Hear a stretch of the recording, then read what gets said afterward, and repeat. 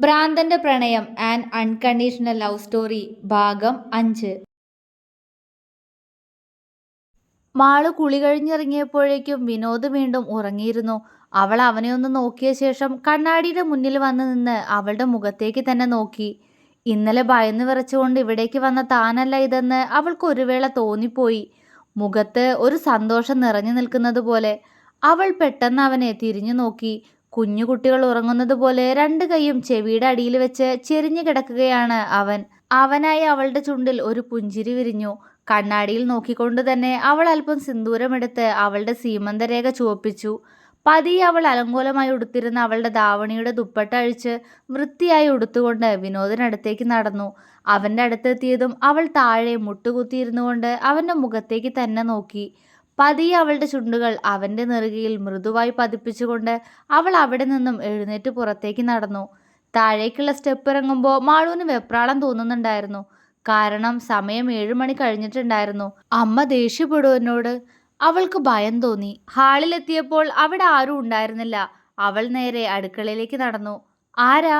അടുക്കളയിൽ പരിചയമില്ലാത്ത ആരോ ജോലി ചെയ്യുന്നത് കണ്ട അവൾ അവരോട് സംശയത്തോടെ ചോദിച്ചു.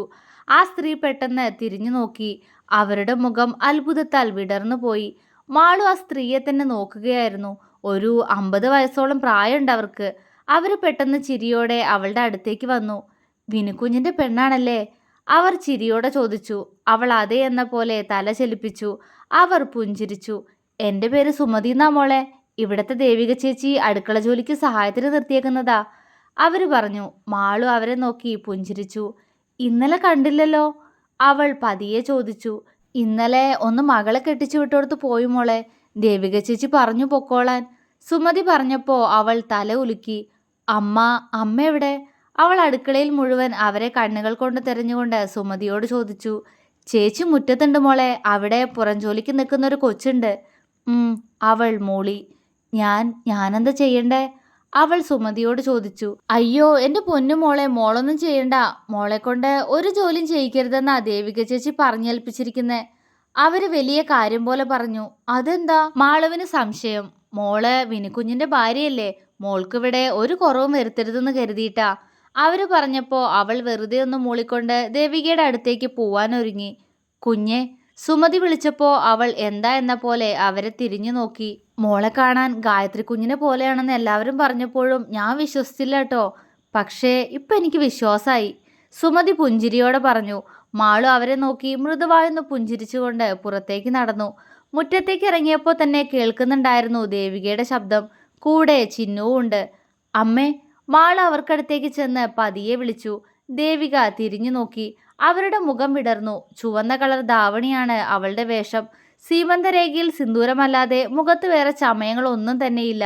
എങ്കിലും അവൾക്കൊരു പ്രത്യേക ഭംഗിയുള്ളതുപോലെ ദേവികയ്ക്ക് തോന്നി. ആ മോളെ, എഴുന്നേറ്റ് കുളിയൊക്കെ കഴിഞ്ഞോ? ദേവിക പുഞ്ചിരിയോടെ ചോദിച്ചു. ചിന്നു ചിരിയോടെ അവളെ നോക്കി നിൽക്കുന്നുണ്ടായിരുന്നു. അമ്മേ, അത് പിന്നെ ഞാൻ നേരത്തെ എഴുന്നേറ്റതാ. ഉണ്ണിയേട്ടൻ വിട്ടില്ല. അതാ ഇത്ര വൈകിപ്പോയേ. അവൾ തല താഴ്ത്തി എന്തോ കുറ്റം ചെയ്തതുപോലെ പറഞ്ഞു. ചിന്നുവും ദേവികയും മുഖത്തോട് മുഖം നോക്കി. പതിയെ രണ്ടുപേരുടെയും മുഖത്തൊരു പുഞ്ചിരി മിന്നി. ദേവിക അവളുടെ അടുത്ത് ചെന്ന് അവളുടെ കയ്യിൽ പിടിച്ചു. മാളു അവരെ മുഖമുയർത്തി നോക്കി. അവരവളെ നോക്കി പുഞ്ചിരിച്ചു.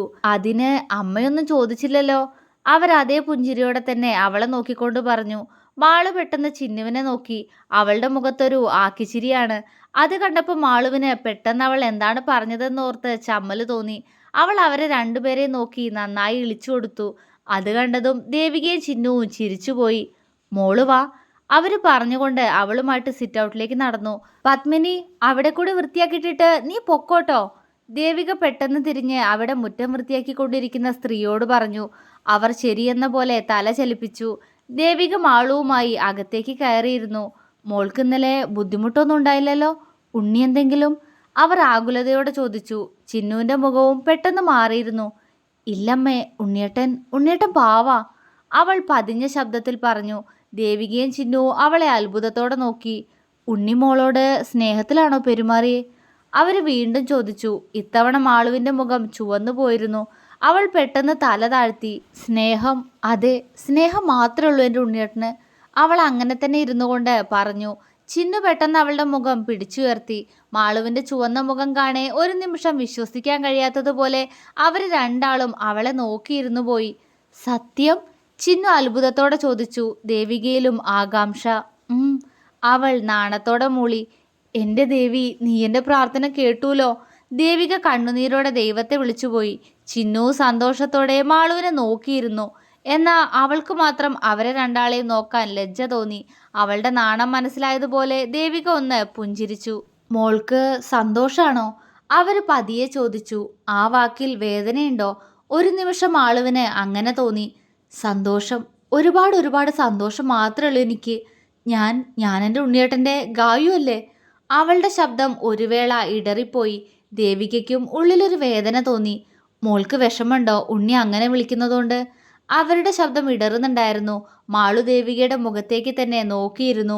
പതിയെ അവരെ നോക്കി പുഞ്ചിരിച്ചു. വിഷമമുണ്ടോയെന്ന് ചോദിച്ചുണ്ട്. പക്ഷേ ഞാനിപ്പോൾ എൻ്റെ ഉണ്ണിയേട്ടൻ്റെ ഗായുമായിട്ടിരിക്കാനാണ് ആഗ്രഹിക്കുന്നത്. അങ്ങനെ ആവുമ്പോൾ എന്നെ സ്നേഹിക്കുമല്ലോ, അവൾ വിടർന്ന മുഖത്തോടെ പറഞ്ഞു. ദേവികയ്ക്ക് ഒരു വേള ആ കൊച്ചു പെണ്ണിനോട് സഹതാപം തോന്നിപ്പോയി. ജീവിതത്തിൽ സന്തോഷം എന്താണെന്ന് അറിയാത്തവൾ, ആരോരും സ്നേഹിക്കാനില്ലാത്തവൾ, കൊതിക്കുന്നുണ്ടാവും ഒരിത്തിരി സ്നേഹത്തിന് വേണ്ടി. അത് കിട്ടുമ്പോൾ അത് നഷ്ടപ്പെടുത്താൻ ഈ പാവത്തിനെ കൊണ്ട് കഴിയില്ലല്ലോ.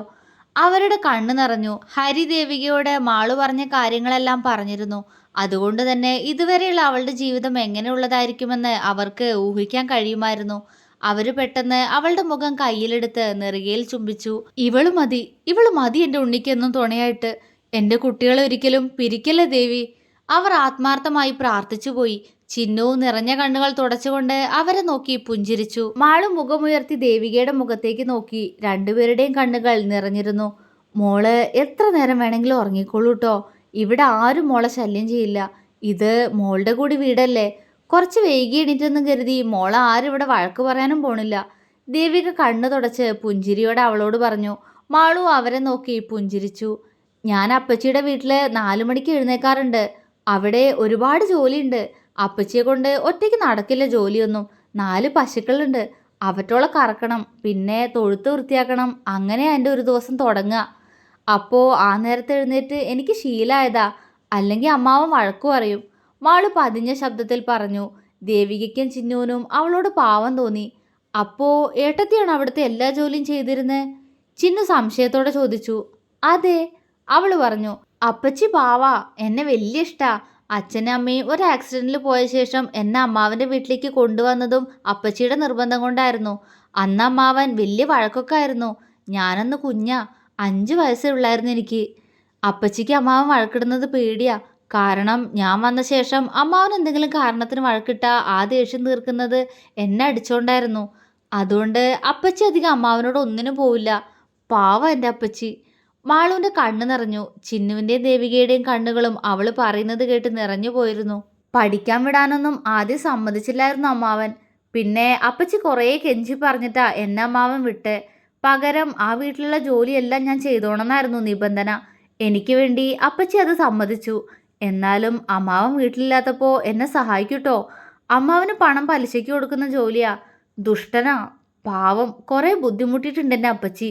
അപ്പച്ചിയെക്കുറിച്ച് ഓർക്കെ അവൾക്ക് അവരെ കാണാൻ തോന്നിപ്പോയി. അപ്പോൾ ഇന്ദ്രേട്ടനോ? ചിന്നു നെറ്റി ചുളിച്ചുകൊണ്ട് ചോദിച്ചു. മാളു ചിരിച്ചു. ആദ്യമൊക്കെ എന്നെ വലിയ ഇഷ്ടമായിരുന്നു ഇന്ദ്രേട്ടന്. എനിക്കും. എൻ്റെ ഏട്ടനല്ലേ. പക്ഷേ അമ്മാവൻ എന്നോട് കൂട്ടുകൂടാൻ ഇന്ദ്രേട്ടനെ സമ്മതിക്കാതെയായി.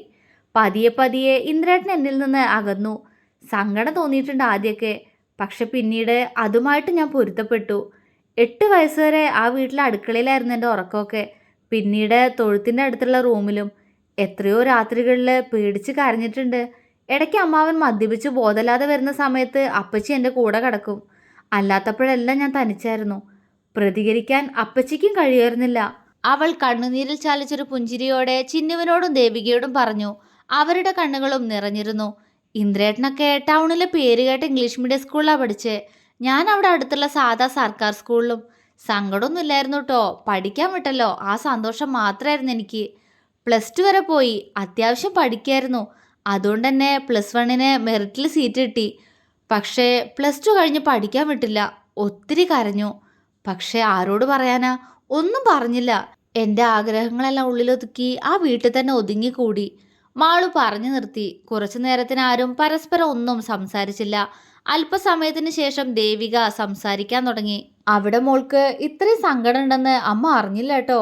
എന്താ ഞാൻ പറയേണ്ട കുട്ടിയെ, ഒന്നും എനിക്ക് അറിയില്ലല്ലോ. അമ്മയുടെ കുട്ടി വിഷമിക്കരുത്, അവർ വേദനയോടെ പറഞ്ഞു. ചിന്നു അവളെ സങ്കടത്തോടെ നോക്കി. മാളു അവർക്ക് വേദനയിൽ കലർന്നൊരു പുഞ്ചിരി നൽകി. അമ്മ വിഷമിക്കണ്ട, എല്ലാം എല്ലാം ഞാൻ സഹിച്ചു. അല്ല, ഇനി സഹിക്കുമായിരുന്നു. പക്ഷേ പക്ഷെ ഇന്ദ്രേട്ടൻ, ഗായു, അവൾ പറഞ്ഞു മുഴുവനാക്കും മുൻപ് അകത്തു നിന്ന് വിനോദിന്റെ വിളി കേൾക്കാൻ തുടങ്ങിയിരുന്നു. മാളു പെട്ടെന്ന് ഇരുന്നിടത്തു നിന്നും ചാടി എഴുന്നേറ്റു. ഗായു, അവൻ വീണ്ടും വിളിച്ചു. അവന്റെ ശബ്ദം കുറച്ചുകൂടി അടുത്തെത്തിയതുപോലെ. എന്തോ, ദാ വരണു. അത്രയും പറഞ്ഞുകൊണ്ട് മാളു പെട്ടെന്ന് അകത്തേക്ക് കയറിപ്പോയി. ദേവികയും ചിന്നുവും അവൾ പോയ വഴിയെ നോക്കി നിന്നു. ചിന്നു പെട്ടെന്ന് ദേവികയുടെ മുന്നിൽ ചെന്നിരുന്നു. ദേവിക എന്താ എന്ന പോലെ അവളെ നോക്കി. ഏട്ടത്തി എന്ത് പാവാണല്ലേ വല്യമ്മേ, പതിഞ്ഞുപോയ ശബ്ദത്തിൽ അവള് ചോദിച്ചു. ഒത്തിരി അനുഭവിച്ചു പാവം, എന്തോ പറയാൻ തുടങ്ങുമായിരുന്നു അല്ലേ. അപ്പോഴേക്കും വിനോട്ടം വിളിച്ചു. ചിന്നു പറഞ്ഞു. ദേവിക മൂളിയതേയുള്ളൂ. ദേ ഉണ്ണിയേട്ടാ, വേണ്ടാട്ടോ, എന്തേ കാട്ടണേ. മാളുവിന്റെ കുറുമ്പോടെയുള്ള ശബ്ദം. ദേവികയും ചിന്നുവും പെട്ടെന്ന് ഹാളിലേക്ക് നോക്കി.